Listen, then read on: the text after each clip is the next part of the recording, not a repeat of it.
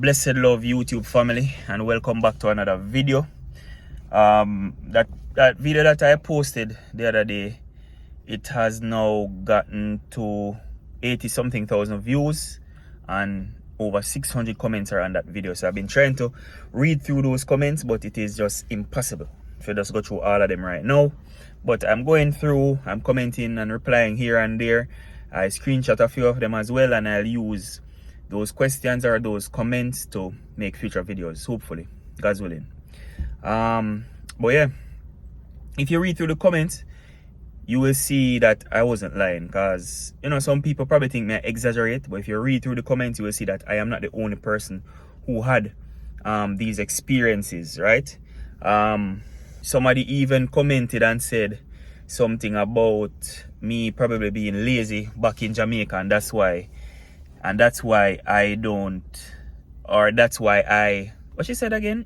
She said I was probably, if I can find the comment, I'll put it on the screen, but she was basically saying that I was lazy back in Jamaica. That's why when I'm here now, because I'm not used to work, that's why I'm having a problem. In a nutshell, that's what she was saying, and that's her point of view, and that's her opinion. So yeah. So I just want to tell you a little bit about why I ended up leaving that job that I said was so difficult. And it was not, I will not bash the company, the hospital, right? Because it's a good company to work for. The benefits were very good. But it was just that specific unit at that specific time that was the issue, right? Let me just say that specific unit at that specific time, that was where the problem was, right? I can only speak for me. I can only speak for myself. I can only speak about my story, my reality. This is not your story. This is not anybody else's story. This is my story and my reason for leaving, right? Keep that in mind. Right. So I was at that job for a few months, and I'm a person that I am a loyalist. When it comes especially to my job, I am a loyalist. It's not necessarily the right approach for some people. That's a dumb approach.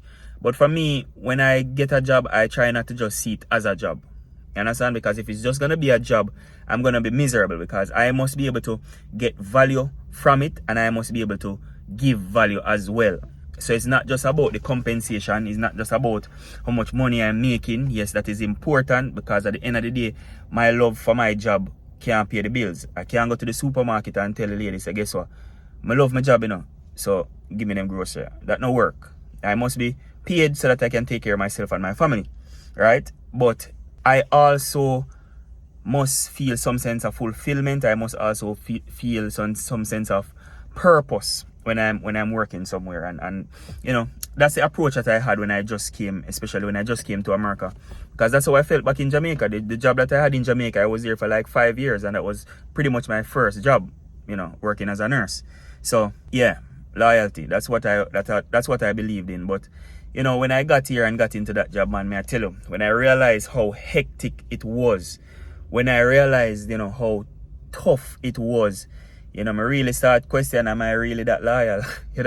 But then, people were telling me that in America, you're not loyal to a job. You're not loyal to any one job. You're loyal to your paycheck. That's some people that is their approach. All right. And while I understand that to some extent, I also believe that we are not robots, and we are not just workhorses. Like you're supposed to be able to grow in a job. You're supposed to be able to, as I said earlier, give value and get value. That is my understanding, right? So I started that job, and the first few days, first few weeks, it was fine, because these are the initial stages. At this point, I am being trained, right? At this point, I'm being trained, so I'm shadowing somebody. So the workload feels so heavy, because I know me alone at work. I was shadowing someone, so I'm basically assisting them for that period, right? So so I did like training for like maybe 6 weeks thereabout, and then after that I was on my own. And I'm telling you, when I said tossed out into the deep, I must give them this though, that as I said, the unit has a learning specialist. So I never felt as though I wasn't adequately prepared, or I never felt alone in the sense that if I wanted to ask questions that I never had anybody to ask. I knew that that was there. But when it comes on to just the day in, day out rigors of the job, may I tell you, it never normal. It was rough. It was rough to the point where, you know, I started to feel it physically in my body. Like my body start telling me, say, guess what, something needs to change. My wife started to tell me that at night I was tossing a lot in my sleep. I was talking a lot in my sleep. I was sleeping, but I wasn't resting. You know, you can be sleeping, but you're not resting. There's quantity of rest, but not quality of rest. So you're sleeping for a long period of time, maybe 8 hours or whatever, but the quality of that sleep isn't necessarily good. And that's what was happening, because I was on my feet for 12 hours for the day and thing. By the time I got home, took a shower, eat little food, and lay down in the bed, you know, my brain is still going. My brain is still working. You understand? I remember there were nights when it's like I heard the call bell. Me hear the call bell in my ears. Or me hear the IV pump in my ears. So for Jamaican nurses, we don't necessarily have call lights. Well, I'm talking about in the public hospital. We don't have no call light. We don't have IV pumps. Maybe if you go in the ICU, maybe UEKPH, I don't know what it is like there. But where I was coming from, we never had call lights. If a patient needed you, the patient just called you, because it wasn't any individual room. We had wards that had beds side by side pretty much. That is how the unit was. But when I got here, you know, you have individual rooms and each patient has a call light. Each patient has a call light. So they have a little device in their hand, and that device controls the TV. So you have a remote on it, but it also has a call light. It has a button that the patient is able to, you know, press that button and call the nurse. All right. So that button, imagine you have 6 patients. That's those 6 patients, as long as they're alert and oriented and everything, they have them call light, and anything they want, if they want a cup of water, if they want medication for pain, if they want whatever they want, they hit that call light. And you can't go hide the call light and say, me tired of the patient, you know. You have to, that is a part of it, the training. You have to make the call light accessible to the patient, because you want them to call if they need anything, especially some of the patients who we call fall risk, who fall easily. You want them to be able to call. They have a saying in the hospital, call, don't fall. So you want the call light to be close to them. And that is something that even auditors look for when they come around the hospital. They want to see that you're thinking about the patient's safety and that your call light is near. So you can't escape the call light. No matter what you want to do, you can't escape it. So imagine you have some days you have some needy patients, you know. When I say needy, you have some patients where I understand patients that genuinely need you, like they're in pain or they can't move around that much, so they need assistance with certain things. But you just have some patients who are just needy. It's like some of them, you know, it's like them not necessarily have nobody at home with them or whatever, or them, you know, and them just realize now so they can get little attention, and them and lick the call light. Bam, bam, bam, bam, bam, bam, right through the day. Burp, burp, call light. And then when they hit the call light signals the nurse's station, and then if you have a unit secretary, that secretary now will call you and say, hey, they're on room 10 needs this, room 10 needs to see you, room 10, relatives in room 10 want to talk to you, etc. That's how it is when you come onto the call light. So when I was sleeping, I hear the call light going off, the different rooms going off. What else I used to hear in my sleep? I used to hear the ASCOM ringing. So the ASCOM is a phone that you get. Each nurse gets an ASCOM. That's what we call it in our institution. The ASCOM is a little phone that works on the hospital network. So it works while you're in the facility. And you have that ASCOM for the day that number is assigned to you. So when the doctors want you, them not have to search for you. They're going to call your ASCOM. When physiotherapy wants you, they're going to call your ASCOM. When charge nurse look for you, they're going to call your ASCOM. You understand? Whatever it is. And when you go into the patient's room, you have to write the ASCOM number, your name, and the number that they can get you at. So they can use their room phone for call you too. So imagine the needy patients, I hit the call light plus a call up on your phone.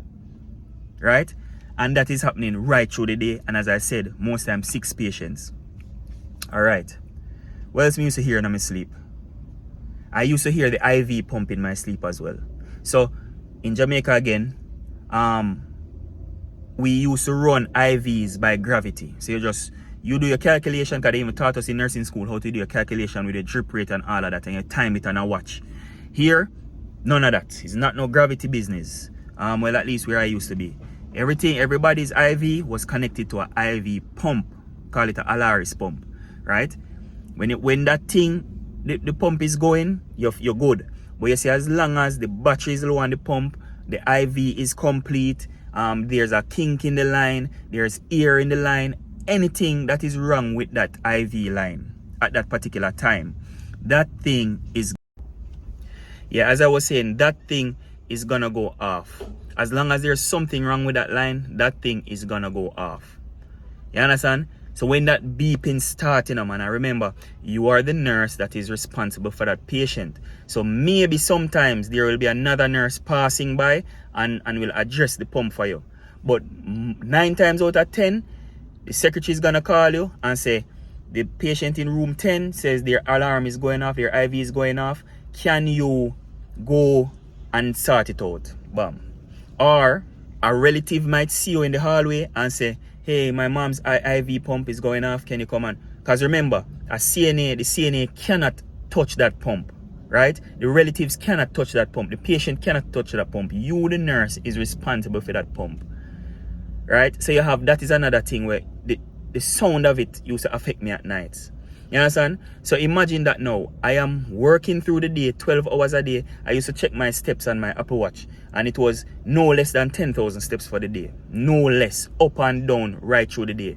Right? So imagine you're working all day, 12 hours, and then when you get home and ready to go sleep, you can't sleep because it's like your brain is still going on overdrive. You understand? So, So over time,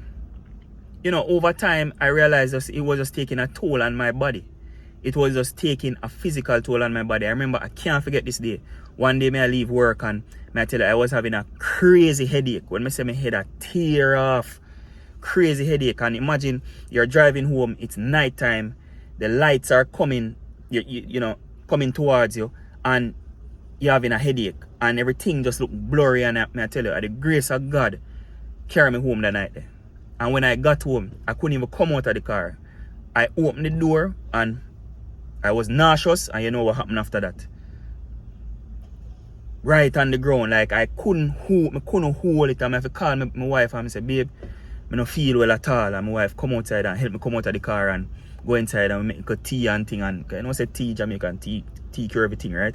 I drink some tea and thing and took some painkillers and went to sleep and so on. But I think that was my breaking point. And when I realized, it was taking a toll on me, on my body, on my mind, and my mental, because even when I'm at home now, as I said, I'm not resting, I'm anxious. So like say, alright, say I have a day off, right? I have a day off, yes. But you see, by the time it starts at 4 o'clock, 5 o'clock in the night, I am now anxious about going to work the next day. So the rest of the evening, I just stress out, I'm just in a bad mood, and it affects your relationships as well, because I'm just in a bad mood, I don't necessarily want to do nothing, and I can't do that, because I have my wife cater the same way, and I can't just live in my own mind and in my own world, and because of my own stresses, I take it out on everybody else around me.